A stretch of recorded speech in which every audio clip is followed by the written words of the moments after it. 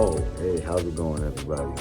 It's Michael Boy. I'm here with Read, Remember, Repeat, and we just want to let you guys know, we could be doing something selfish, things for ourselves, right? But we started a charity, and this is very unselfish on our part because what we want to do is give back to the kids, the youth, the orphanage, the homeless, the people that don't have those new ideas because they're stuck in a revolving door.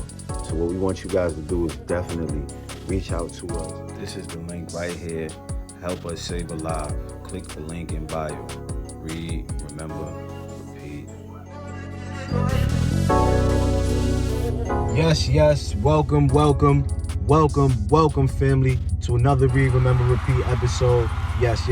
Thank you. You're far too kind.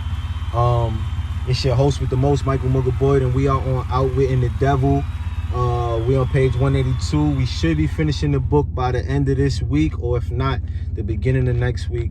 But, take your time, man. You know what I mean? Things take time, just like these dreads, you know what I mean?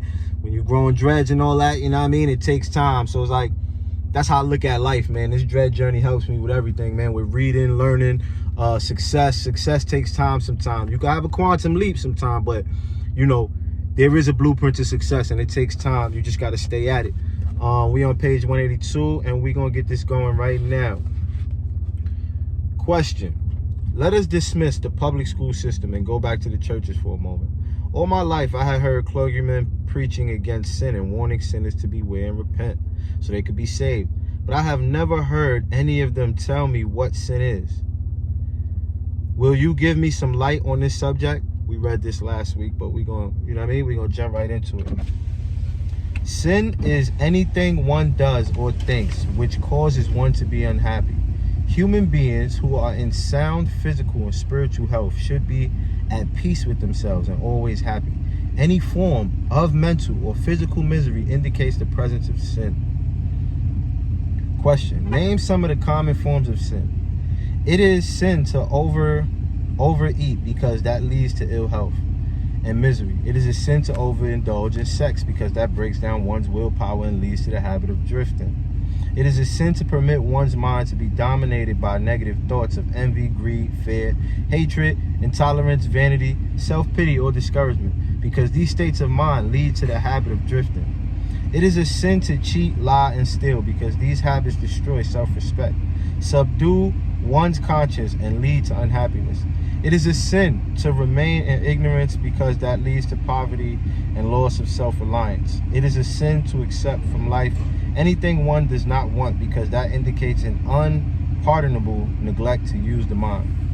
Question. Is it a sin for one to drift through life without definite aim, plan, or purpose?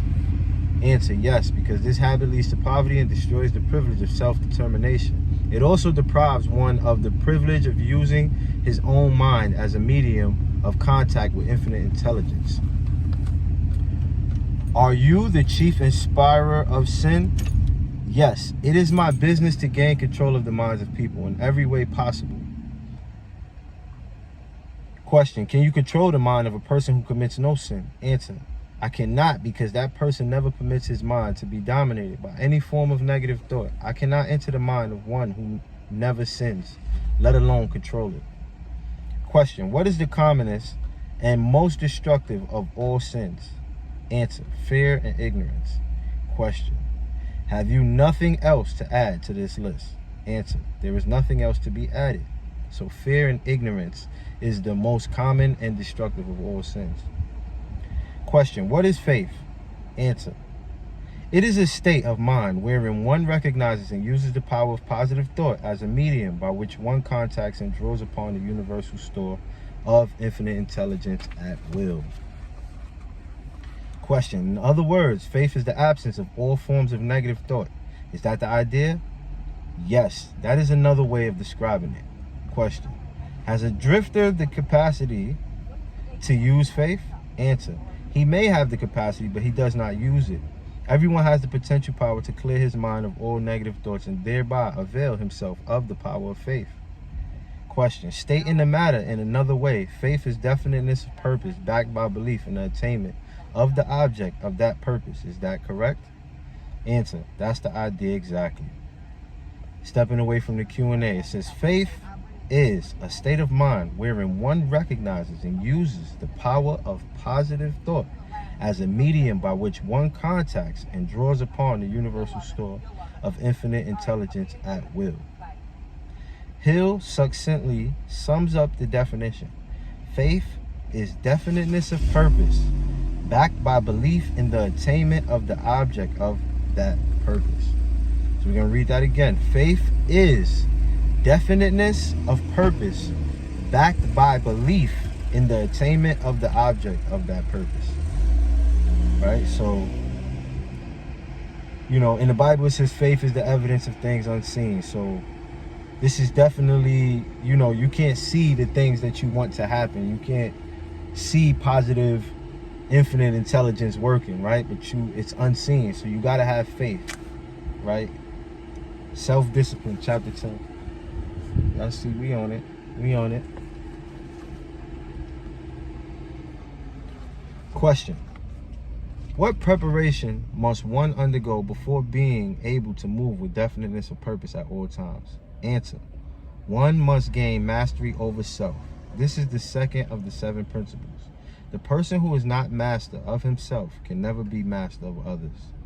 Lack of self-mastery is, of itself, the most destructive form of indefiniteness. Wow. Step away from the Q&A. It says, the person who is not a master of himself can never be master of others. How true this is. Think of our political leaders who have fallen from grace because they could not control their own behavior. How can we trust them to control ours? Family, it is source time, and we'll be right back. The top 4 ingredients in life, in your body. Top 4 atoms in order: hydrogen, oxygen, carbon, nitrogen. Those 4 atoms. Do you know what the top ingredients are in the universe? The top 4 chemically active atoms in the universe? Hydrogen, oxygen, carbon, nitrogen. I am the universe. Yes! So upon learning that you're not special because you do not contain special ingredients, is the same fact that includes the idea that while we live in this universe, the universe lives within us. We are special because we're the same. The top. And we are back, family. We just left off on the question, what preparation must one undergo before being able to move with definiteness of purpose at all times? And it says one must gain mastery over self.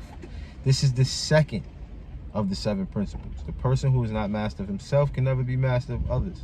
Lack of self-mastery is, of itself, the most destructive form of indefiniteness.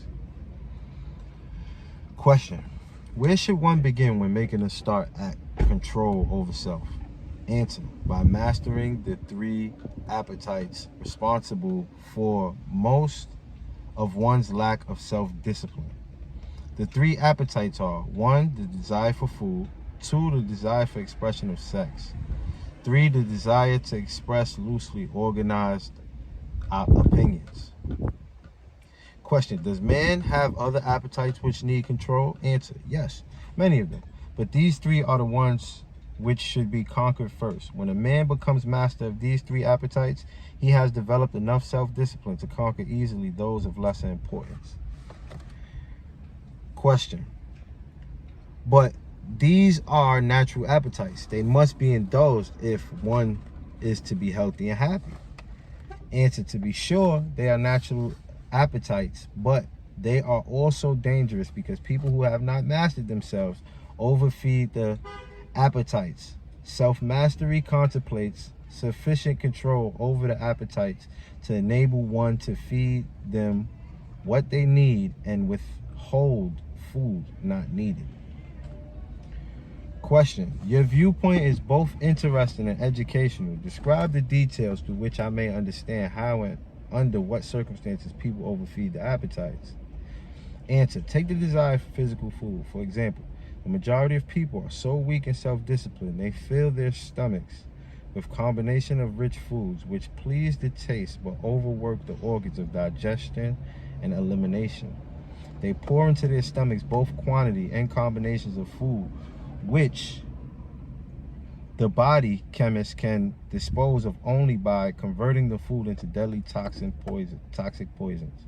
These poisons clog and stagnate the body sewer system until it slows down in its work of elimination of waste matter. After a while, the sewer system stops working altogether and the victim has what he calls constipation.